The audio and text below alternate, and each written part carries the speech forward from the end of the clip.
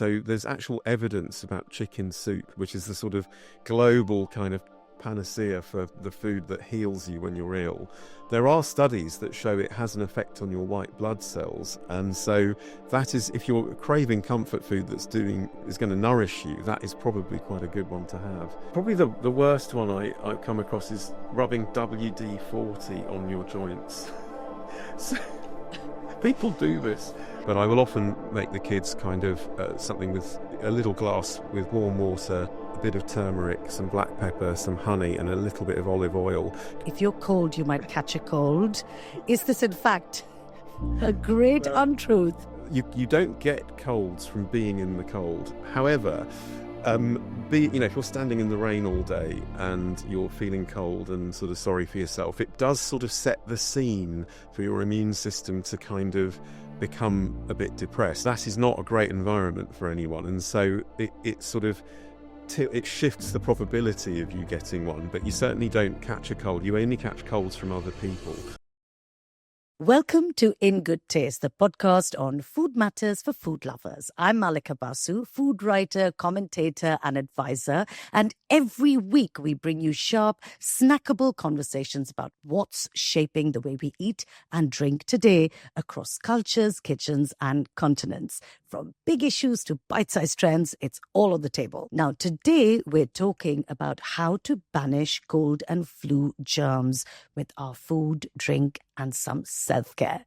It's winter here, and those flu germs are at an all-time high with a new strain in circulation. So what we cook, eat, and don't, and our broader lifestyles have a role to play in how we can withstand the bugs, heal from them, and also protect our loved ones. I'm joined today by Dr. Ayan Panja. Ayan is a lifestyle medical expert with over 25 years in the business. He puts medicine and health into the wider context of how we live. He's a speaker, advisor to the BBC, and has been featured on the telly, and he has an excellent book called The Health Fix. He also has a great podcast called Saving Lives in Slow Motion, with just 15 minutes, short and sharp, everything you need to know from a family doc. Well, hello, Ayan. Thank you very much for joining us. Thank you so much for having me, Malik. I'm really, really looking forward to this. Excellent. Now, this is potentially the absolute busiest time of the year for you, isn't it? Because it's officially flu season. It really is, yeah. And, I feel sorry for mainly the people that are suffering from any kind of respiratory symptoms, flu proper, and the people that are tasked to look after them. Hospitals are full and, we're so busy in general practice. So you're absolutely right.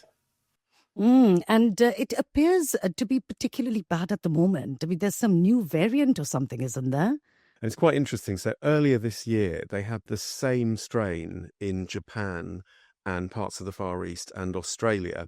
So they normally get flu. Obviously, their seasons are different to ours over here in the UK in terms of the timing, but they actually got a spike in flu at a time of year that you wouldn't expect because of this strain.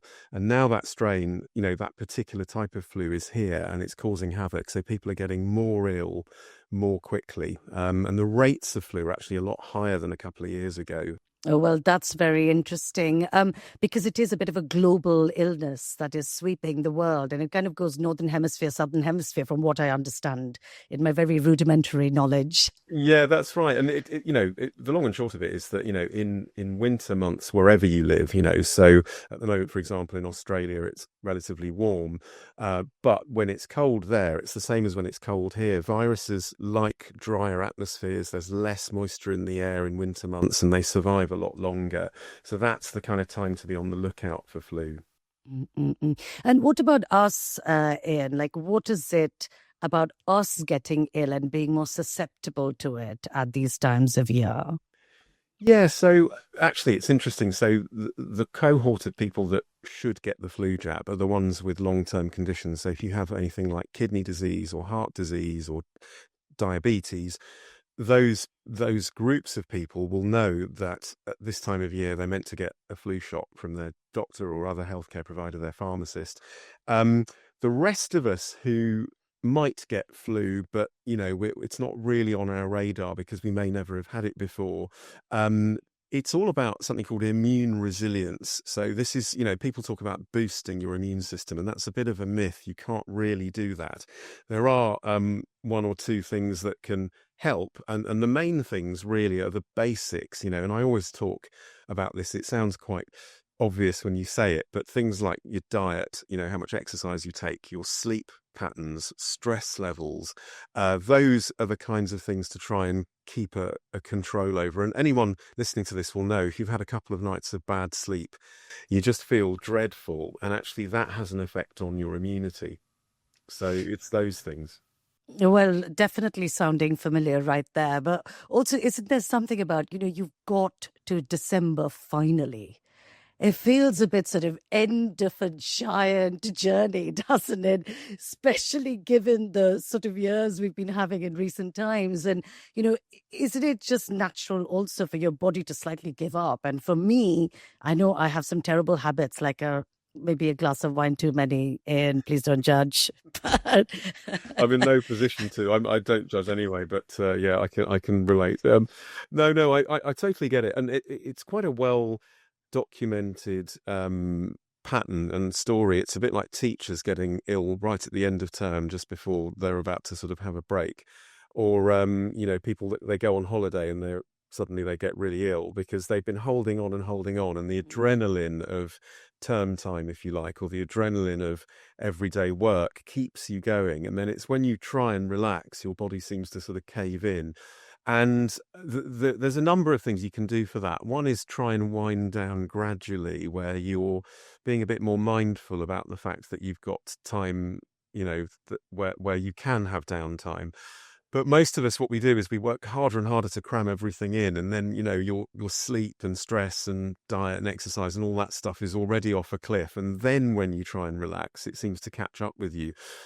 So just kind of winding down gradually, and the thing I try and do is when my out of office is on, the few days before it is kind of just winding down then, rather than, right, that's it, I'm switching up, because it just doesn't work like that really, and also boundaries and saying no. Trying to kind of do too much in that time period often will have an effect on your stress. But those four things are really key, and I think if your immune system is kind of under stress from all of those things, you're much more likely to get infections and feel run down. I think most of us can relate to that. And if you add in all the Christmas stuff, like I always call it silly season, because there's parties and well, all of those things are much harder to do, aren't they? So you've got to do something to kind of reverse it in a way. 100%. I really like the idea of winding down slowly, because it doesn't feel like that. It feels like you're just speeding and then you crash, basically. You've gotten to the end of the year. That's it. Of course, comfort eating can't help, because, the one thing I love at this time of year is, rich food, and kind of, I've probably had more takeaways than I have the entire year in December already. And it's only like the second week or something. So, that can't help at all. Yeah, absolutely. I mean, it's natural as well, and so blissy foods, carbohydrate laden foods, they increase your level of dopamine. So that's one of the reasons, if people who are hungover, for example, will notice that they crave carbs a lot the next day, because you want comfort food, because you're feeling a little bit sorry for yourself. And that's no coincidence, because things like spaghetti bolognese, or that's quite a sort of a comfort food, isn't it, really? Or something stodgy will sort of hit those bits of your brain to kind of make you feel better. But it's not to say that comfort food can't be healthy. So there's actual evidence about chicken soup. I don't know whether you've heard this, but chicken soup, which is the sort of global kind of panacea for the food that heals you when you're ill, there are studies that show it has an effect on your white blood cells. And so that is, if you're craving comfort food is going to nourish you, that is probably quite a good one to have. See the homemade sort of chicken soup. Yeah, so that's an interesting one, isn't it? I love the sound of that. Okay, we're going to hold off, because now you're going into the next section, which is food and drink and supplements. But before we go into that, I want to ask you if there's any truth in what my mother says, which is in Bengali, "Thanda lege jabe." So, like, if you're cold, you might catch a cold. Is this, in fact, a great untruth? No, it's not. So that's obviously I'm Bengali like you, so I've heard that many, many times, and it's part of the anxiety of parents, particularly Bengali ones, possibly. But you don't get colds from being in the cold. However, um, if you're standing in the rain all day and you're feeling cold and sort of sorry for yourself, it does sort of set the scene for your immune system to kind of become a bit depressed. Like I was saying about stress and diet and exercise and sleep. That is not a great environment for anyone, and so it sort of it shifts the probability of you getting one, but you certainly don't catch a cold. You only catch colds from other people.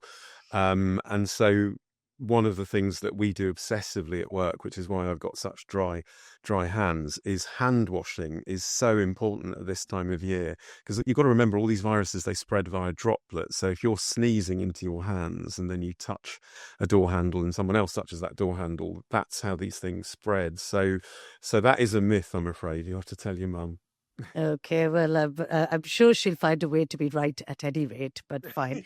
Um, and with Relates this, to that as well. yes, but with the sneezing, do you sneeze into your hands or do you sneeze into your arm? Sorry, and then we will talk about food, guys. Don't worry. Well, you should know this: catch it, bin it, kill it. You're meant to sort of really sneeze into something else, like a tissue, or not always possible. And yeah, I mean, wherever wherever you sneeze, you should really sort of, if you sneeze into your hands, you should sort of go and wash your hands Wash them. afterwards. Yeah, I think that's the key. Fantastic. Well, for those of you who didn't know, guys, who are listening, then now you know.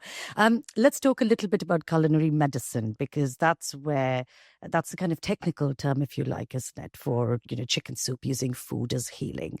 So I had no idea that chicken soup had in fact been scientifically proven. But is there, what else is there that we should know about that you will actually, recommend when it comes to food and drink that do address germs and bugs? Mm. Yeah, so very, very little in terms of actual foods will directly kind of cure anything. I think that's important to say, because a lot of people get upset when you talk about food as medicine, although they don't seem that upset when you talk about exercise as medicine. But food definitely has medicinal properties. And the basic rule of thumb for me, I see it in three groups, really. There are sort of macronutrients, like proteins, fats, and carbohydrates. And for those, whether it's chicken or fish or green vegetables, you want really nutrient-rich foods that have lots of nutrients, and not a lot of empty calories. So, for example, at this time of year, people are eating slightly differently. So if you have like a cake, for example, that's probably got quite a bit of calorific content, but isn't very nutritious for you. So if most of what you're eating most of the day, so I'm not being smug because I'm not always that healthy, but for lunch today, just before I jumped on with you, I had some sardines, a boiled egg, and an avocado. So those three foods are nutrient dense. They're full of healthy fats and protein. And that's kind of the base that you really want for that bit of your diet. Of course, we eat cakes and biscuits and things at times, but, the base of your diet ought to be something nutritious. And then there are sort of what I call these other sort of actors, which are sort of spices and herbs that also have medicinal effects. Like ginger, for example, is anti-inflammatory. Garlic is anti-inflammatory. Particularly, you have to sort of cut it up so that it sort of activates the compounds. But not everyone can digest those very easily, particularly garlic. A lot of people struggle sometimes with raw garlic. Honey as well. We all sort of hear about honey and lemon for coughs. And again, there is some science behind that. So those, in our house, for example, if someone gets a sore throat, the first thing I do, and this is not because I'm kind of a herbal medicine doctor. I'm not. I'm a conventional doctor. But I will often make the kids kind of something with a little glass with warm water, a bit of turmeric, some black pepper, some honey, and a little bit of olive oil, because you need the fat to kind of make the turmeric come to life with the pepper. And basically it sort of coats the back of your throat. And there is, again, small amount of evidence. What you're doing is trying to kind of nudge whatever virus is about to take hold, or you wake up with a sore throat and you think, what can I possibly do to kind of fight this with food, if you like? And that's just something that you can do, and there is a bit of evidence for that. Having said that, by all means take paracetamol and all the kind of conventional stuff. I'm not saying you shouldn't do that. And then the last thing is supplements. And the most important one in winter months is vitamin D, 100%. So it's pretty well versed now, nice guidance who we listen to for evidence in the UK for things that work. They will pretty much recommend it in almost every single group. So if you have darker skin tones, you need it for all of the year or most of the year. If you have fair skin, you need it really from October till about March. Maybe sort of 1,000 units a day of vitamin D3. So I take at least that all year round. I take 2,000 a day in winter months, got my darker skin. And that's simply because the best way to make vitamin D is exposure to the sun. And in winter months here in the UK, the sun isn't strong enough. There's less UVB rays, which means that you can't really make that vitamin D. So you can get it a little bit from food. So salmon and eggs are very rich in vitamin D, but really still not adequate. Most of us need to supplement. So, that's kind of my stack. Wow, there's quite a lot to unpack there and very useful lot of information. What about omega-3, Ian? Isn't that like a bit of a miracle as well? Omega-3s are so important. I'm so glad you mentioned that. So oily fish is a great source of omega-3. Why omega-3 is so important is if you look at studies, they seem to be cardioprotective for the heart. They have some effect on joints and also our brain health. So it's a bit of a win-win-win. And in winter months in particular, you need more sustenance, for want of a non-medical word. And so, get your omega-3s in 100%. Okay, top tip right there. Turmeric, I want to go back to because you talked about oil. Now, the most useful bit of turmeric is the curcumin, isn't it? Which is quite curcumin. I didn't say it right. But tell me a little bit about the black pepper, because is it that the black pepper scratches the inside and allows for better absorption? What is that? Yeah, it's how compounds mix. I'm not a chemist, but my understanding is that you need a fat source, so that's where the oil comes in, and piperine, which is an active ingredient in black pepper, to activate the curcumin. The actual cellular mechanisms I couldn't tell you, but but I've read enough in terms of, so there are lots of these sort of naturopathic journals that talk about, and I wish in a way two things I'd love to study if I was born again are anthropology and that kind of chemistry, food chemistry, really, because I think they're fascinating. So turmeric is a relative of ginger, for example, but and they're both anti-inflammatory. So there's no coincidence there, just the way they work. So it's more about bringing the active ingredient to life. Yeah. Gotcha. And getting the most out of it. Do you have any thoughts on bone broth? Bone broth I get asked about a lot. So there's two groups of people that, firstly, it's very sort of nutrient rich. There's no doubt about that. And one group of people that swear by it are people that have gut issues. So they take it to kind of help this phenomenon called leaky gut syndrome that is, in medical terminology, you'd call it increased intestinal permeability. And these people sort of get bloating after meals and the like, those sort of symptoms. And it's very collagen rich as well. And so there's not much evidence in terms of collagen supplements being particularly good for us. But actually, if you get anything in a food state, so antioxidants are the same. You eat lots of berries and green vegetables. They're much more effective than taking an antioxidant supplement. The evidence on supplements for antioxidants isn't that great, same as collagen supplements.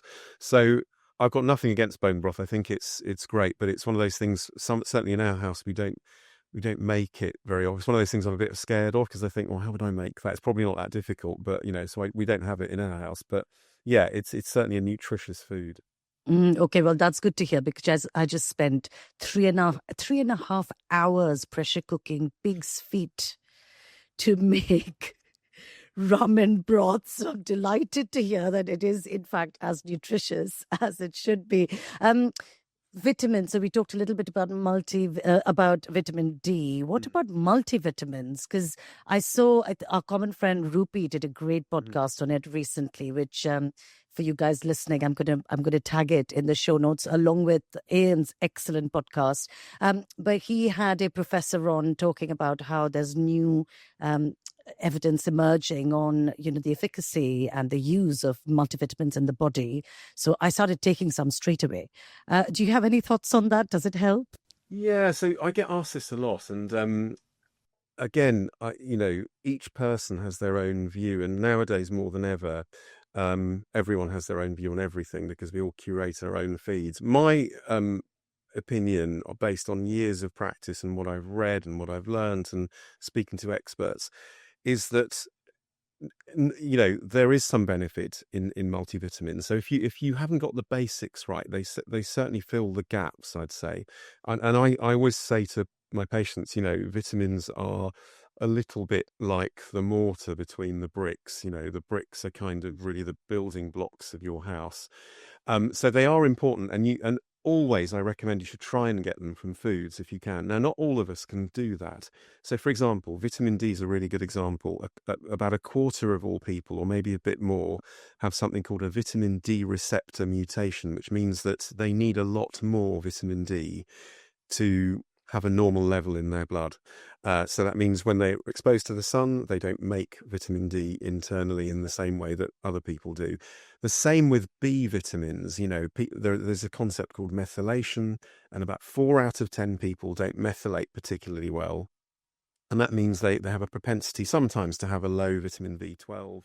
And they can only take certain types of B12 and folic acid. I don't want to get sort of too much into. No, but what does that mean? What does methylate mean? Well, yeah, and I almost wish I hadn't mentioned it, but it means it's too late now. It's a process that happens in our cells, about 1 billion times a second, and governs our sort of cellular functions, how we sort of feel day to day. And someone who doesn't methylate well, the only way you can tell if you don't methylate well is with a DNA test. And there is a set of genes. One's called MTHFR.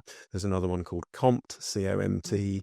There's one called MTRR. There's lots of different methylation genes. And if you're someone who has unfavorable ones, you will sometimes have symptoms from early life, like I've never been able to sleep well, I've always been anxious, or you'll have a family history of certain conditions that run in your family, like early heart disease, for example, might be one. And we don't test for it in medicine really, because it's not something that's been part of what we do. We tend to look at real time things like cholesterol and blood sugar. But it's one example of where vitamins ideally would be tailored to the person, So not everyone always needs every vitamin, but some people need a bit more vitamin D than others. Some people will need more B12 than others. And a multivitamin, in a way, fills in a lot of the cracks. If you think your diet isn't great. Minerals, I think, are really important. So magnesium and zinc are two that I have a lot of time for. So magnesium, because actually we live in times where it's quite easy to become deficient. It's it's often what I call a relaxing mineral. So it sort of relaxes muscles. It can aid things like sleep. It also has an effect on lowering blood pressure a little bit. And a lot of people are deficient in it. If you've got brittle nails, for example, they break easily, or you get white spots in them, you should think about zinc and magnesium as supplements. But again, if you don't, then you probably don't need them. So they should be tailored, really. I wouldn't just go out and just buy random multivitamins, because sometimes the quality of them and what's in them may not suit everyone. So you've got to do a bit of detective work, but something I talk about in my podcast, not to promote it too much. But no, your podcast is...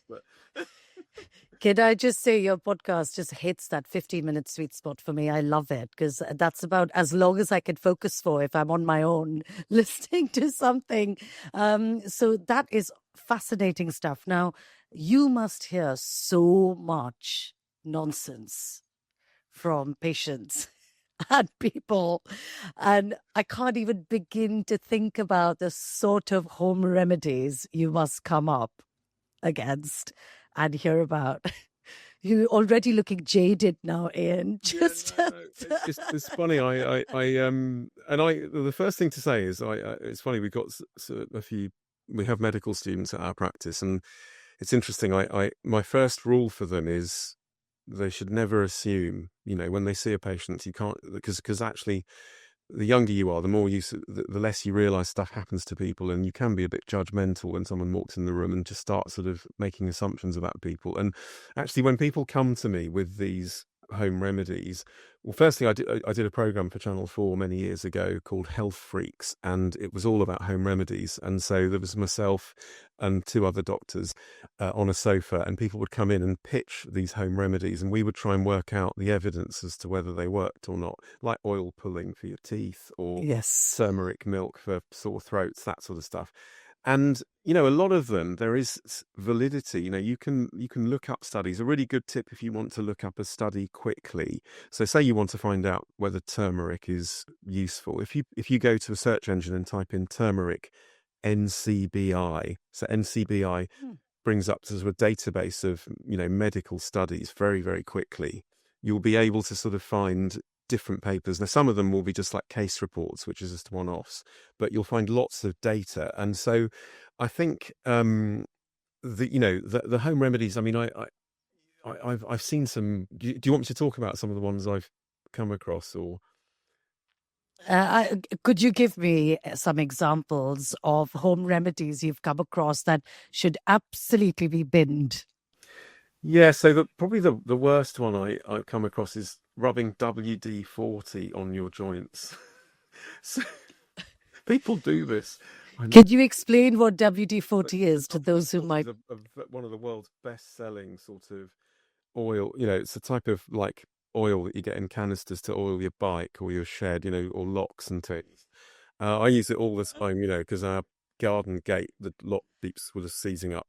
And people rub this on their joints and they find it really beneficial. I've met many, many people who do it, mainly people who work with it all the time, like mechanics. And so that's a funny one. And I guess the other one is, and this is not anything to be maligned, but people who really don't want to take things like antibiotics, they'll often take colloidal silver or spirulina, and again, there is, I understand why they're doing that, because these are bioactive compounds that have an effect.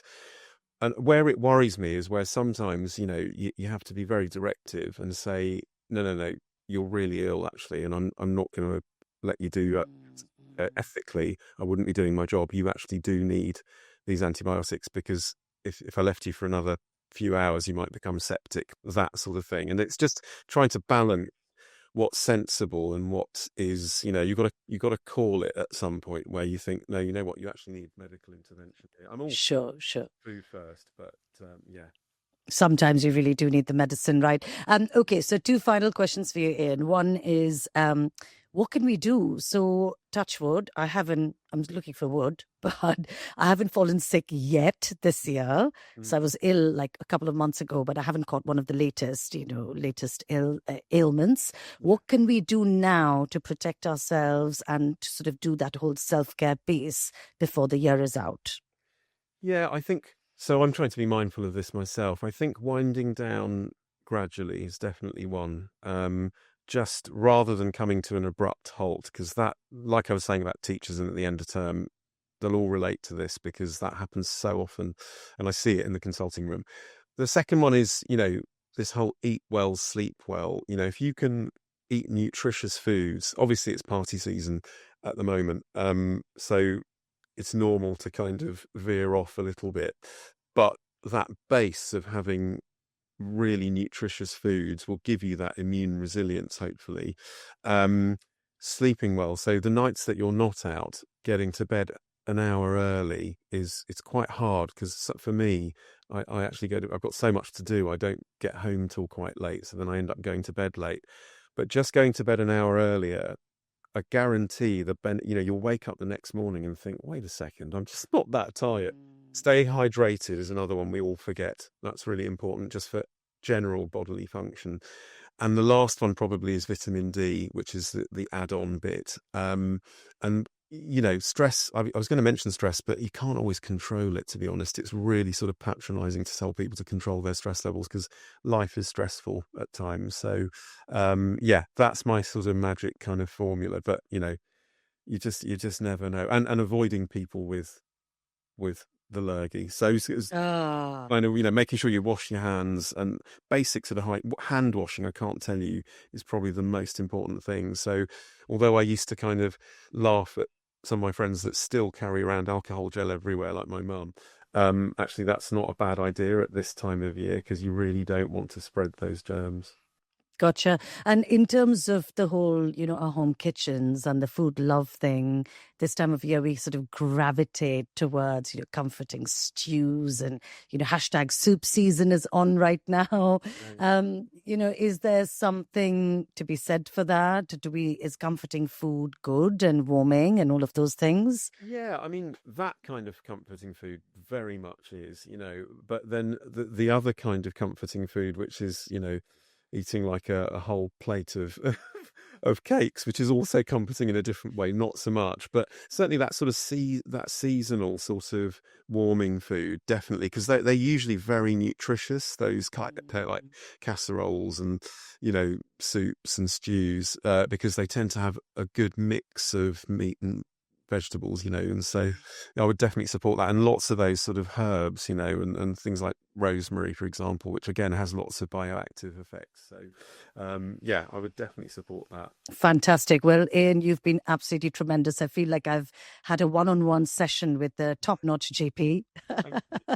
Excellent. Thank you so much, Ian. Take care. Take care, mate. Bye. Bye. If you've enjoyed today's episode, please don't forget to hit the like, subscribe, and share buttons so you never miss an episode and you can tell all your friends about us. Thank you.